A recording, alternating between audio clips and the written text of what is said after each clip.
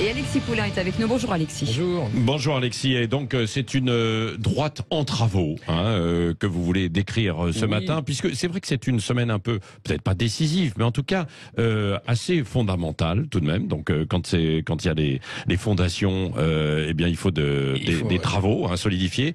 Éric Zemmour, Marine Le Pen qui est bien sûr toujours dans la course, et puis le congrès aussi des Républicains. Bah oui, et puis pas oublier aussi la Maison Commune. Et la Maison Commune, absolument, oui, avec une partie de la droite. Une partie de la droite, Édouard Philippe, qui était là lundi soir autour de Richard Ferrand pour construire la majorité présidentielle. Il n'est pas de droite, Richard Ferrand, si, ou alors... Oui, il vient du PS, mais bon, enfin, vous savez maintenant, les lignes sont fluctuantes. Et puis, surtout, hier, bien sûr, la déclaration de candidature d'Éric Zemmour, qui quitte les habits du polémiste, comme il le dit, pour devenir candidat, même si on l'a vu impréparé. On l'a vu perdre ses nerfs à Marseille avec le fameux doigt d'honneur. Bon, c'était anecdotique. Mais hier, l'interview politique au JT de TF1 avec Gilles Boulot, où là, le Parisien relate qu'il aurait même traité en coulisses le présentateur de connard à l'issue de cet entretien, tellement ça s'est mal passé.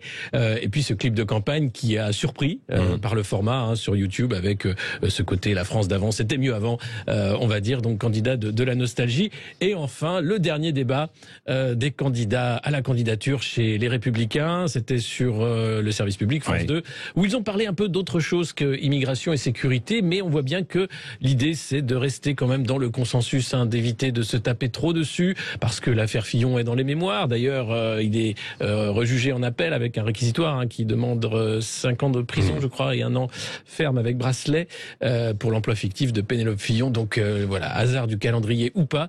Mais là, sur le débat, ce qu'on a vu hier des Républicains, c'est d'abord, je crois, clore cet épisode de débat, essayer de clarifier les choses. Éric Zemmour a fait que les candidats sont allés de plus en plus à droite sur l'immigration notamment, sur la sécurité également. Donc surtout Éric Ciotti quand même. Surtout Éric Ciotti, mais pas que. Michel Barnier a surpris par exemple sur sa façon de parler de moratoire sur l'immigration, de critiquer l'Europe. Et donc on voit bien qu'il y a là le choix pour les militants, environ 140 000 qui vont pouvoir voter et départager les candidats d'ici samedi, enfin dans le second tour, puisqu'il y aura un second tour.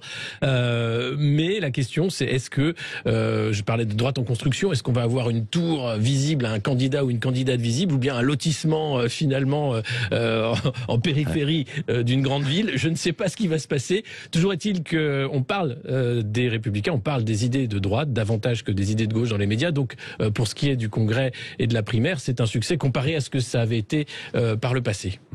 Merci Alexis Poulain, vous reviendrez tout à l'heure à 9h moins le quart dans les grands débats du matin face à Elisabeth Lévy. Je rappelle aussi par ailleurs que vous êtes éditorialiste sur RT France.